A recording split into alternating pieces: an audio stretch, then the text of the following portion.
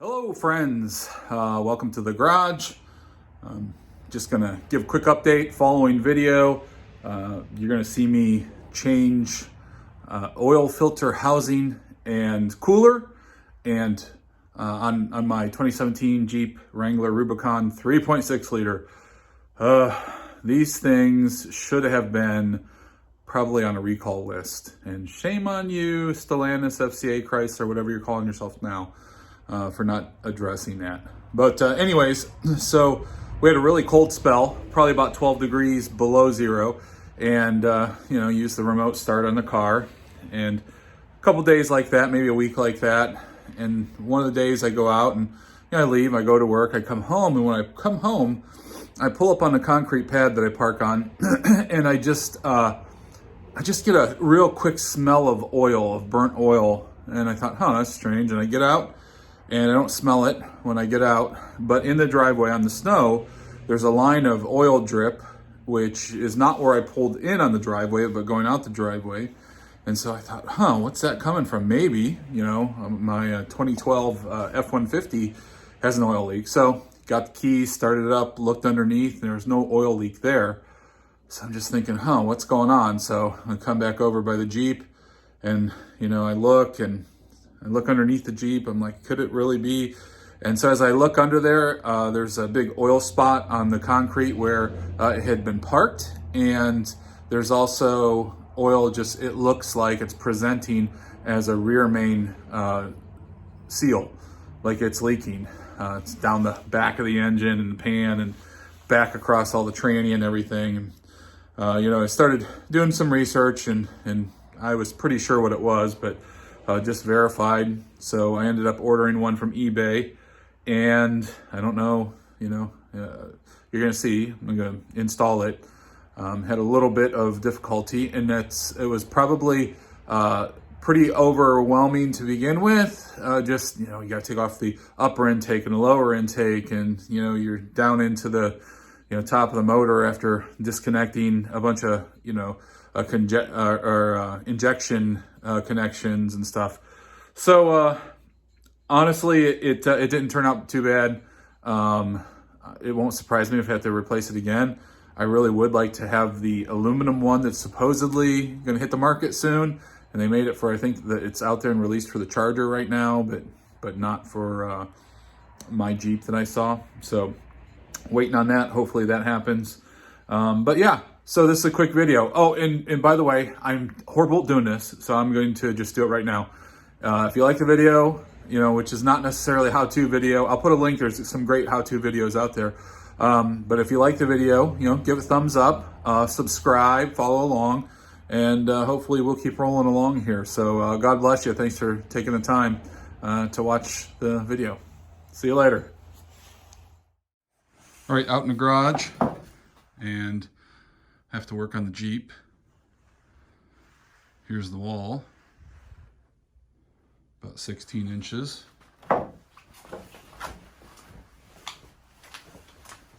Had to break off the Reese hitch just to fit it in because the garage door wouldn't come in. When I say break it off, I mean had to hammer off the stupid pins. They're the master lock pins. Protective weather caps on them and all that. I don't think they design a good locking pin that survives any length of time on it. I mean, those are, 8 months, 9 months. So you can see not a whole lot of room back here either. So thankful to be able to get it in, but it's definitely not. I mean, if I have to jack this up, I'll have to come in at an angle or something. I don't know, we'll see, I guess. But, yep. That's what we're doing for entertainment. Got a little heater right here. Yes, it's next to the fuel. Oh no. It'll be fine. The heat's rising on the side. There's not even any buildup of heat here. I mean, nothing here. This is still cool. Yep. So, anyways, that's what is going on. So we're out here in the garage. Okay, so why are we out here? We gotta fix your Jeep. What's wrong with the Jeep? I don't know. This thing. What is that thing? Cooler? It's an oil cooler, so that's what this is up here, and then an oil filter housing, which that's where that goes. And then we'll have to hook it all up, and it goes underneath this intake. There's an upper intake and there's a lower intake. We'll have to pull those off, and while we're in here, we're going to change our spark plugs too. So there's step-by-step videos out on the internet. We're not going to be doing a step-by-step, but we're going to give you periodic updates of how we're doing, and we'll let you know how things are going here. Right? Right.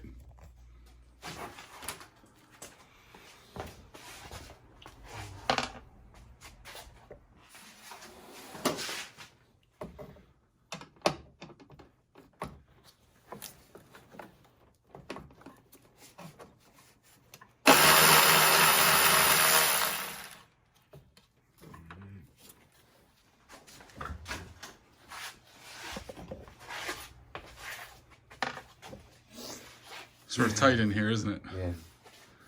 We need a bigger garage, right? Yeah. Tell your mom. You tell her. You tell her She right won't now. listen to No, me. tell her right on We video. need a new garage. There we go.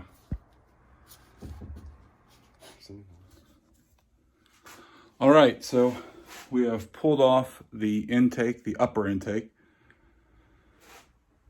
Got this piece of foam in here that we're going to just set on the upper intake. And now we can see the lower intake and also the coil packs, and then underneath those are the spark plugs. So we're going to proceed to take this all apart, and that'll be our next step. What's up?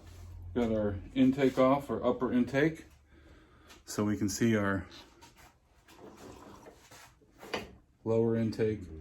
We're going to change spark plugs while we're here, and we'll see how we do. All right, we'll be back. You got things going on? I'm putting the spark plug in. Okay.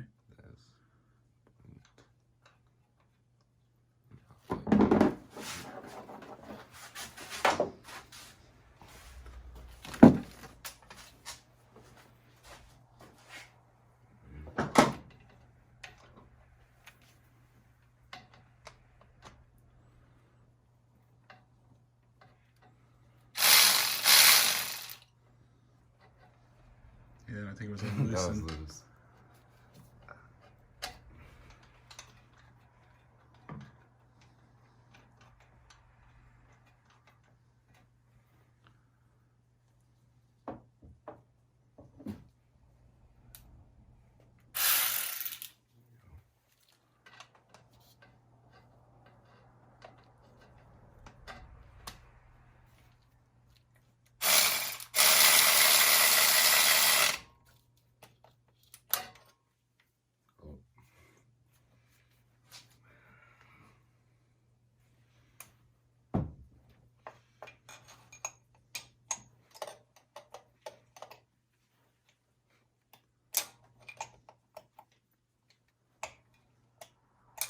Thing's stuck on there. Okay, so what do we need to do? I take it out. What's that? Take it out. All right, so just want to talk about this little pump here. This little handheld pump works pretty cool. This oil is old oil. All of that was not in here, but there was probably maybe 3/4 of a quart in there or so. So that's where the oil filter housing and oil cooler sit. You can see I have the radiator hose pinched off, the coolant hose, and got the 2 sending unit sensors in there. We're going to get ready to install this.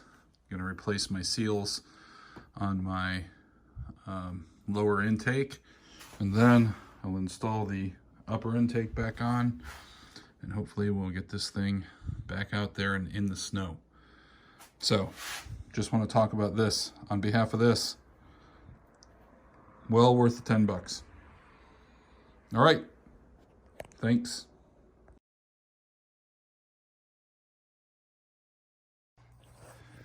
All right, so we have a stripped bolt. While I was changing out the oil filter housing / oil cooler, the back left bolt was stripped.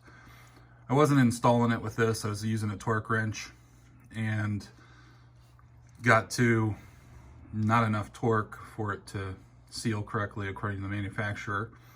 It just popped. And here is what came out of it. Aluminum engine block and just potential problems. I'm going to take this off. So I'm going to use the electric ratchet to take it off. And then I am going to attempt to use the helicoil style repair. So we'll see how that goes. So as I'm getting ready to do this, one of the things I am doing is sticking a Q-tip down that hole to clean out any sort of debris or anything that would be down there. And it's filled with oil.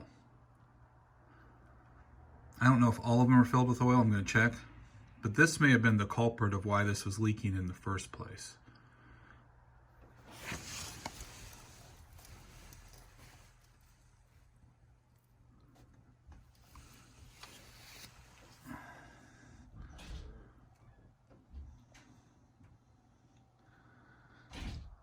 See the little strands of metal that are coming out of it. Okay, so off of Amazon, yay, there's Amazon. I ended up buying this metric thread repair kit. This is like the helicoil set, it's just not named helicoil. And there's some instructions here. This set cost $36 or $38. Same basic principle. We're going to drill out first of all, we determine what size thread we need, and I'll show you that here in just a moment. Then we're going to drill out the hole. We're going to tap the hole. We're going to install, using this tool, the helicoil style thread. We're going to tap the tang off, and then we're going to install it. Supposedly, this will be stronger than the aluminum as it originally was milled. And I can believe that it probably will be, but we'll see how it goes. We're going to prepare this and get it ready to drill. Okay, so the first thing I'm going to do is I'm going to take this shop rag and I'm going to just surround. This is just going to catch hopefully any of the filings. Then I've got a piece of paper with a hole in it and a piece of tape that'll go on top of that. So here I've put a piece of paper over that has a hole cut into it, and it's bigger than the area that I'm going to drill, so I'm going to drill this out. Before I drill it out,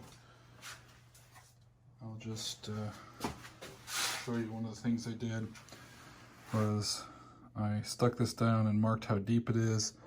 I'm going to mark the drill so I know how deep to go, and so we don't go too far. And then I'll also end up marking the tap so I know how deep to go.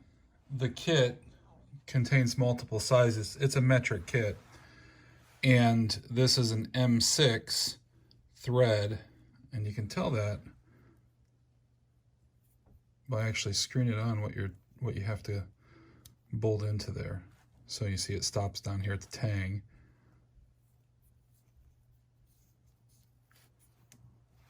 So the kit comes with a bunch of different sizes. And you can see here we have an M6 tap, installation tool for M6, braking pin tool for M6. And the twist drill is 6.3 millimeters to account for these threads that we're going to install. So we're going to do that now. All right, so we installed the oil cooler filter housing extravaganza. The back left, which is the rear right, if you're sitting inside, was the one that we had to put the helicoil in. It was deep enough that I put 2 helicoils in. Took it up to about 7.5 foot-pounds. Probably supposed to be a little bit more, but it felt like it might be getting ready to let loose, so I didn't want to push it. So it's in there, and we're gonna see what happens. All right, we're installing the seals. They're pip seals, push in place seals.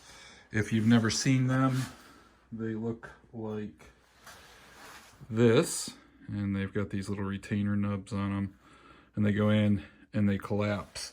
And when they collapse and seal, they will look like this, where they'll collapse one way, sometimes another way, to get the seal. So we're putting these in the lower intake, and we left the fuel rails connected up so we didn't have to disconnect the fuel lines. And we're gonna flip this back in, get the lower intake manifold installed, and then we'll put the upper on and hook everything back up and see what we get. Well, we'll change the oil. I still have 3 spark plugs on this side. We changed 3 spark plugs on that side. These 3 are easier to get at. Not necessarily quote unquote easy, but way easier than these, because you have to have the upper intake, which, if you remember, sitting right there, have to have the upper intake on here. So we'll get to that and see how it goes. Okay, we've got this on. I haven't bolted it down yet, but I'm gonna go ahead and pull these seals out. And you can get these little picks, a 4-pack for 99 cents at Harbor Freight. I wanted to get a little bit nicer, more expensive set, but they didn't have them in stock. And it ended up, that was okay, because this works just fine. Then I just, I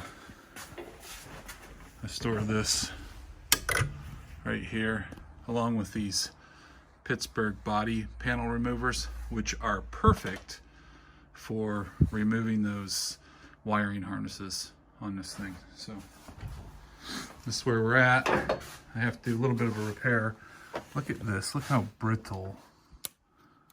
I mean, just touch it and it crumbles, and I don't know why that is. Back here it's not like that, but this section was really brittle.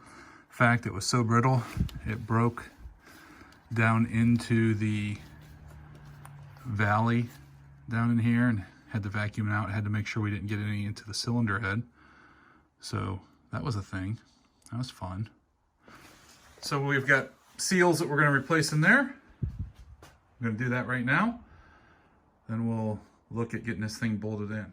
All right, so we just got done replacing these 3 spark plugs. Clips are a little hard to get at, but once you figure out how to do these 3, how to undo the clips, these become easier, because you can push it with a screwdriver and then use a second lever to sort of lift up as you're pushing it, and they pop off pretty easy. So that isn't too bad.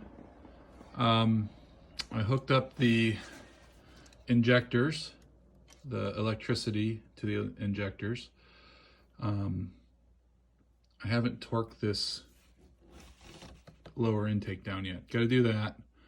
Once that's done, then we'll put the upper intake on with the foam, and we'll make sure everything else gets hooked up. Mass airflow sensor, sensor on the intake, cold air intake.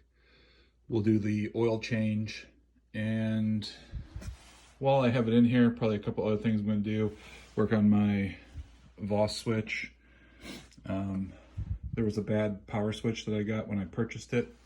I'm going to replace that and make sure that that's all up and running. Yeah, I think that might be it. I don't know. We'll see. The reason I have to do that while I'm in the garage is because you got to take the you know, the roof's off. So I'm going to take those off and pull that out and replace that little switch that they sent me as a replacement. So yeah, we're getting close. Hopefully it holds, doesn't leak, and we'll see what happens.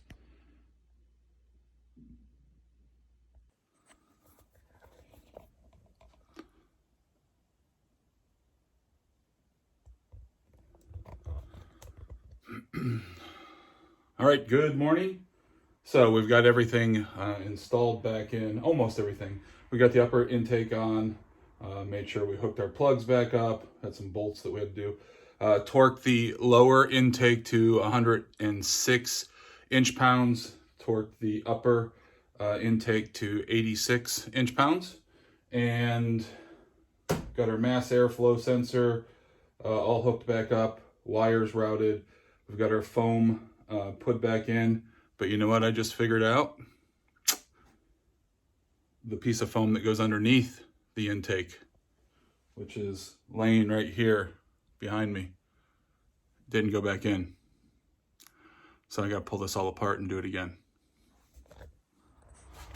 Okay, I'm back. So this time, so I haven't installed the cold air intake yet. I'm going to do that momentarily here. But this time, we've got everything installed. We have to do the oil change, put this back on, which is literally like 30 seconds to put this back on. And then we'll be able to give this a try. I've become a lot more adept at taking the upper intake on and off. So it's one of those things that the more you do, the easier it is. So looks a little bit better this time. I mean, things are just, you know, back together a little easier. And we're close. I'll let you know how it goes. Pray for me. Okay, so here, if you remember, this is where the crumbly wire cover was. So we have some 1/2 inch that you can purchase at Harbor Freight for a couple bucks. Put this on. We're gonna tape this all up, go over it with tape. Then under here, there's a small piece here that we'll also put on, and we'll tape up going up to the alternator. Make that good as new. And these are one of those things that you should just sort of have around your place. If you work on a vehicle, you're going to need that. You're going to come across wiring. If you build anything that has wiring, do any wiring in your vehicle, it's just good to have. So get that finished, change the oil, put on the cold air intake, and then we'll start this thing up, see how it's doing. Okay, so we filled out our service stickers. If you haven't had a chance to buy some of these, you get like hundreds of them, more than you'll use in your lifetime, for like $6 on Amazon.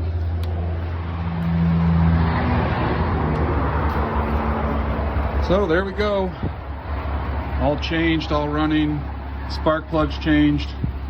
Oil changed. Got the sticker in the window. And we're ready to go.